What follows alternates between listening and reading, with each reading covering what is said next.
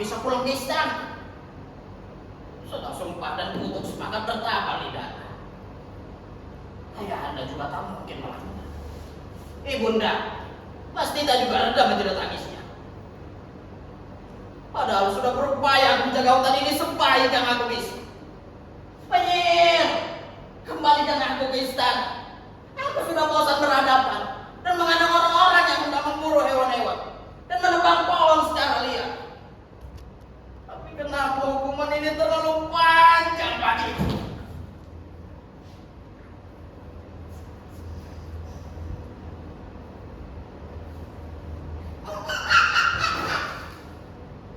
Biarlah ciptaan Tuhan yang paling sempurna ini. Oleh seluruh sutra, ini tertutup bulu kasar yang gatal. Tangan yang terbiasa menggenggam bilangas sekarang hanya bisa menjegal bahan pohon yang licin. Dulu, di istana namaku adalah hukum. Siapa yang berani menatap mataku akan kehilangan kepalanya. Aku adalah matahari, dan rakyatku hanyalah debu yang mengganggu kelihatan. Tapi kemudian, penyihir tua itu datang. Ia bilang, hatiku lebih keras dari batu, lebih dingin dari salju, lebih ganas dari golongan ngambang. Jadilah apa yang ada di dalam jiwa. Dan inilah aku, seekor kerbau, pangeran yang dikutuk menjadi penghuni rimba. Mungkin hukum rimba yang orang bilang adalah sesungguhnya hukuman yang pantas aku terima. Sudah berulang purnama dia diberikan kutuk, tapi tak juga satu celah di Yuda.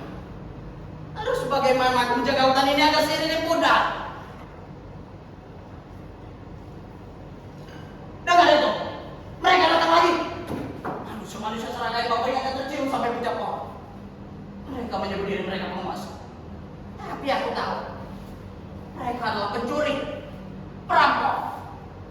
Mereka ingin membabat paru-paru dunia ini dan merampas hewan, mencuri gading dan tulang demi kepingan perak dan lama besar. Rusak, kacil, berlindunglah, menjauhlah dari sini. Biar aku yang menghadapi kau dengan manusia serangga itu. Pangeran, keluarlah. Hutan sebelah timur sudah dibakar. Beberapa hewan ada yang terperangkap. Sebagian lari ke buah. Tapi aku tak yakin itu aman. Sebab bisa saja manusia-manusia itu menutup mulut buah dengan ranting-ranting pohon, lalu membakarkan pula. Dan kawan-kawanku akan terjebak di dalamnya tanpa bisa keluar. Yang masih bisa diselamatkan, oh jauh hutan, agar memberi waktu untuk aku menghadap mereka. Nah, di sebelah timur, sungai mana yang terdekat dan paling memungkinkan untuk menunda kebakaran? Dan apakah para gajah masih bisa kita ajak bertarung habis-habisan? Para gajah sudah menyeberang sejak aku pertama mereka jatuhkan dalam timah koli dengan batu besar sana. Tapi aku masih bisa melewati ke arah seberang jika melalui jalur kiri hutan. Apa yang harus kulakukan, pangeran? Segera kabarkan pada para gajah untuk tetap berada di seberang sungai. Jangan jauh-jauh. Ambil kesempatan agar mereka bergantian masing-masing 10 ekor untuk menyedot air dengan belanya. Lalu sedapatnya mereka padamkan api. Aku yakin manusia-manusia itu sudah bergerak menyusuri hutan sampai ke sini. Kau berhati-hati. Kabarkan juga pada elang-elang yang lain untuk juga memberi informasi ini kepada para gajah atau siapa saja yang mampu memadamkan api. Kami. Tentu kalian juga seperti itu. Segera bersusun banyak di ranting-ranting. Kumpulkan seluruh pasukan yang kalian punya. Begitu pasukan tiba, bergantunganlah dengan cara paling tersembunyi. Lalu masuklah ke seluruh tubuh mereka. Gigit ya bagian paling rawan. Semakin pasukan letakkan di tanah. Begitu mereka lewat, sangatlah kaki-kaki mereka hingga ke betis. Setidaknya itu bisa memperlambat pergerakan mereka. Jika akhirnya seluruh hutan diperlakukan seperti ini, maka sebaiknya aku tetap berpulang. Pecahkan cermin tua.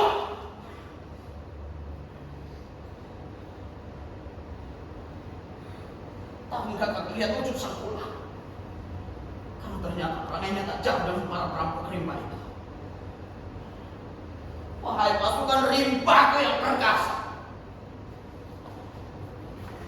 Pelosok Timur hampir di lapang. Mereka juga mungkin sudah menjebak beberapa kawan kita yang berlindung di gua. Seberang hutan sudah kuperintahkan para kaca untuk menyemburkan air dari Sungai Urangi untuk memadamkan sebisa mereka. Harapanku seluruhnya bisa padam segera. Semut sudah berjalan di ranting-ranting dan luas tanah. Singa, harimau, serigala, kalian yang kuat beradalah di garda terdepan bersamaku. Kita serang mereka dengan berhadapan. Hutan ini harus kita jaga. Apa jadinya jika mereka berhasil menebas seluruh badan pohon-pohon kita? Apa jadinya jika hutan gundul dan hewan yang terlantar? Bisa jadi kampung di bawah sana juga akan tergerus sejauh dan dapat menebak. Melindungi kita di sini juga melindungi mereka di sana. Kenapa kita harus melindungi mereka?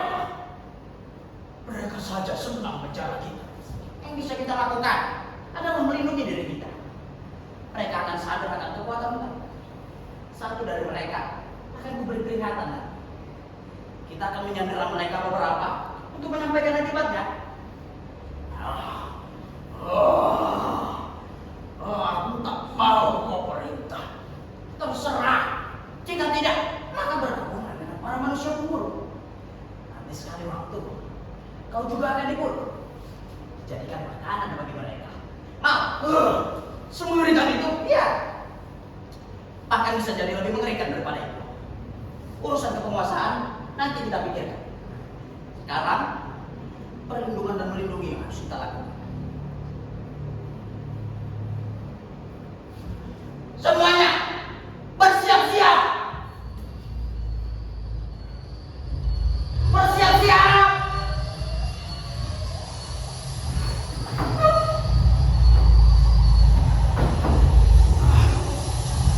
Terima kasih pasukanku. Wahai pasukan rimpaku yang perkasa, telah berhasil para gajah menunaikan tugasnya dengan baik. Seluruh api di pelosok timur hutan sudah dipadamkan, dan hewan-hewan yang terjebak juga sudah diselamatkan oleh para kuda dan rusa. Kalian lihat, inilah para manusia kumpul dan tidak senang jika tidak menguliti hewan dan binatang besarnya. Kali ini kalian kami akui. Kabarkan pada yang lain. Jangan mengganggu hutan kami. Kami akan menjadi pasukan yang tak terkira kekuatannya. Dan ketahuilah, jika kalian begitu bernafsu membuat kami, maka sekali masa hujan berlipat tiba, kalian di bawah sana juga tidak akan terselamatkan. Banjir bandang akan menerjang, longsor akan menimbun segalanya. Maka sudah tidak keserahkan kalian. Aku sudah lupa rasanya duduk di kursi empuk. Tapi aneh, aku tidak lagi merindukannya. Aku lebih suka rasa buah hutan yang segar daripada anggur paling mahal di kerajaan. Kemarin aku menyelamatkan seekor anak rusa yang terjepit darah. Dia tidak mengucap, tidak memberiku upeti. Dia hanya menatapku dengan mata benihnya lalu pergi. Dan entah kenapa, rasanya lebih melegakan daripada suara-suara ribuan rakyat yang lalu.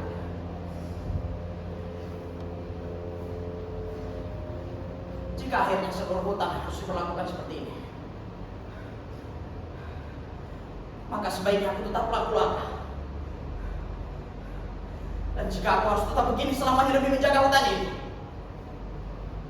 maka biarlah. Aku lebih suka menjadi monyet yang memiliki hati daripada menjadi pangeran yang jiwanya telah mati.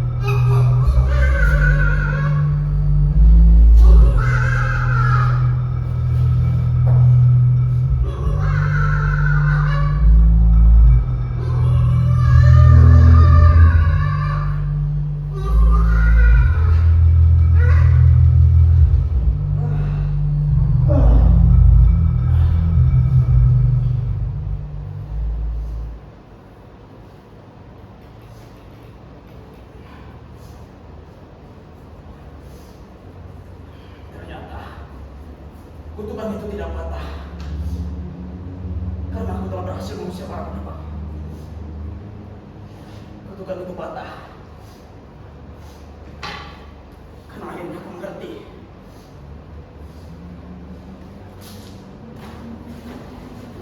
Bahwa kekuatan bukanlah untuk menindas, melainkan untuk menjaga yang lemah. Inilah mahkotaku yang sesungguhnya. Mahkota daun nangka. Istana memanggilku pulang. Tapi aku tidak akan kembali sebagai Kulara yang dulu. Aku akan kembali sebagai hamba bagi rakyatku dan sahabat bagi hutan ini.